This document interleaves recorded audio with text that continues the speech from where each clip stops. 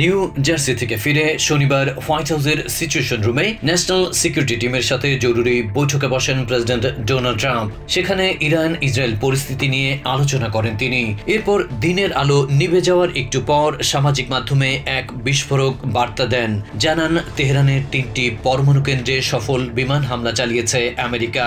A short time ago, the U.S. military carried out massive precision strikes on the 3 key nuclear facilities in the Iranian regime, Fordow, Natanz, and Esfahan.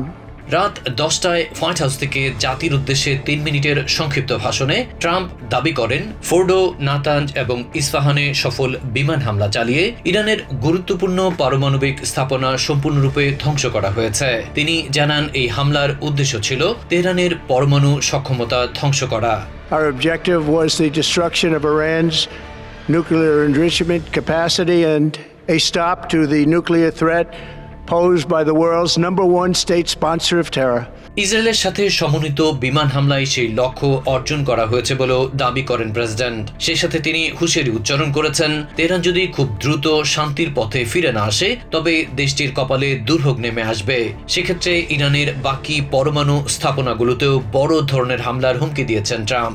Iran, the bully of the Middle East, must now make peace.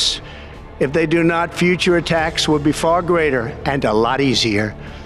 For 40 years, Iran has been saying death to America, death to Israel.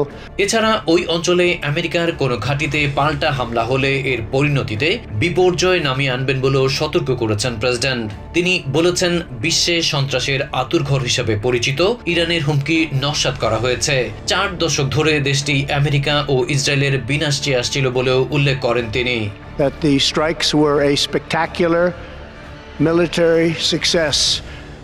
Iran's key nuclear enrichment facilities have been completely and totally obliterated.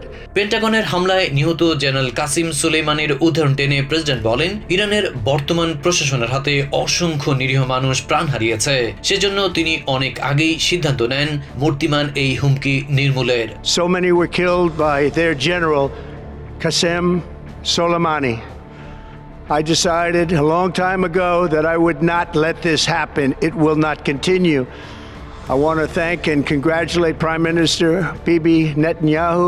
এদিকে ইসরায়েলের প্রধানমন্ত্রী Benjamin Netanyahu ট্রাম্পের বিমান হামলার সিদ্ধান্তকে সাহসী বলে প্রশংসা করেছেন। বলেছেন, এই ঘটনা ইতিহাসের গতিপথ বদলে দেবে।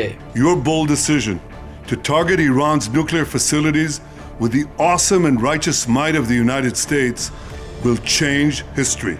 জাতির উদ্দেশ্যে ভাষণে নেতানিয়াহু বলেন, অপারেশন রাইজিং লায়নে তারা যা করতে পারেননি সেটি করে দেখেছে আমেরিকা, যা পৃথিবীর আর কোনো দেশের পক্ষে সম্ভব ছিল না বলেও উল্লেখ করেন তিনি।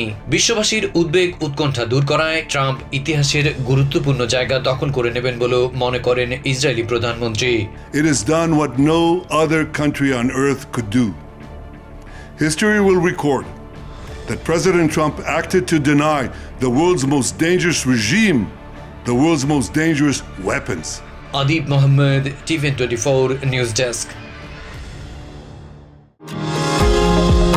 নিউ ইয়র্ক থেকে সম্প্রচারিত TVN24 টেলিভিশন বিশ্বজুড়ে বাঙালির কণ্ঠস্বর।